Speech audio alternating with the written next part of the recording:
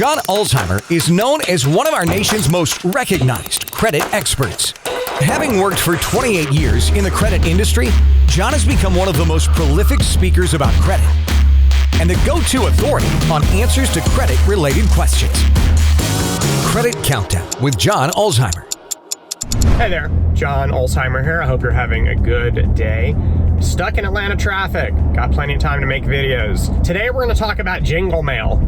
What in the world is Jingle Mail? Jingle Mail is I'm not even sure if it's a credit industry term, but it is thrown around very liberally in the world of consumer credit. Before you Google Jingle Mail, let me explain it to you first, and then you can Google it and get, some other person's take or definition of the term. When you borrow money to buy a house, you are taking out what's referred to as a mortgage, or if you borrow money against the equity of the home, meaning that the unencumbered value of your property, you're taking out what's referred to as a home equity loan or home equity line of credit, or HELOC. You can also say the same about an automobile loan or a boat loan or a motorcycle loan or a airplane loan, whatever. When you borrow money to buy any of those things, including a house, you're essentially pledging that collateral or asset as collateral to the loan. And if you don't make payments on it and you go into default, then the lender can either repossess the car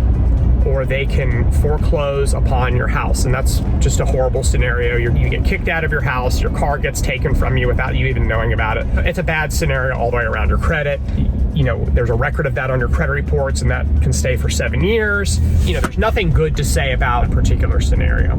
So what is Jingle Mail? There's two ways that you can lose a house or you can lose a car. One is involuntarily, which means that the lender is essentially showing up in the middle of the night and taking your car out of your garage or taking it out of the parking lot at the gym when you're working out. In the home scenario, if you default on your mortgage, then eventually you're going to be evicted. They're going to send a sheriff to your house. They're going to stick a sticker on your door. And they're going to knock on your door, and when you open it, they're going to tell you to get out. And no, you can't say, oh, give me an hour to change. No, that means out as in immediately. So those are all horrible scenarios, obviously. Those are all also examples of involuntarily giving up your house or your car. You didn't choose to do it. You're being forced to do it as a step in the legal process of depossessing you from those items.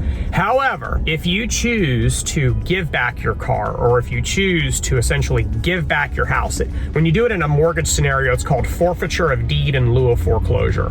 So you're basically saying, you know what, I acknowledge that I can't make payments on this, but rather than have you go through the process of sending the sheriff to my house and embarrassing me and putting all my stuff on my front lawn, which you probably see in front of apartment complexes from time to time, those people have been essentially evicted from their domiciles. There's a more professional way to do it, which is you basically saying, I can't pay this any longer. I'm going to allow you to repossess without having to go through the headache of involuntarily taking all my stuff back. When you do so, that's generally referred to as Jingle Mail. And the reason it's called Jingle Mail is because, metaphorically speaking, you are basically mailing or handing your keys back to a bank, or mailing or handing your car keys to the auto lender, or mailing or handing your home keys to your mortgage lender. It has this kind of cute little name for not something that's cute at all, which is, jingle jingle of your keys, and you're essentially giving all that stuff back to the lender.